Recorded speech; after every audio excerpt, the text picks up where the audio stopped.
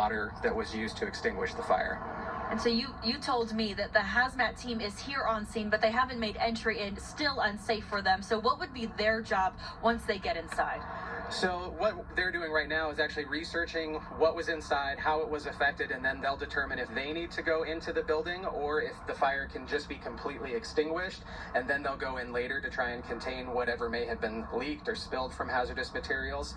Those are just kind of unknowns right now. So we're limiting the use of water because we wouldn't want to make a chemical spill any worse than it might already be, but we don't know for sure that that's even what's going on. We're just trying to be cautious. And Eric, you mentioned to me that it was kind of difficult for crews to get inside to the fire initially because there was a secure gate here. Unclear kind of what's in this building. It seems to be a Comcast building, but there's just no signage for us. Anything as far as, getting into this building, the hurdles that fire crews had to undergo? Sure. So buildings are fortified to prevent criminals from getting inside, and so firefighters have to have the tools to be able to break in and do what they need to do. So we did have to cut through a lot of gates, fences, locks, that kind of thing.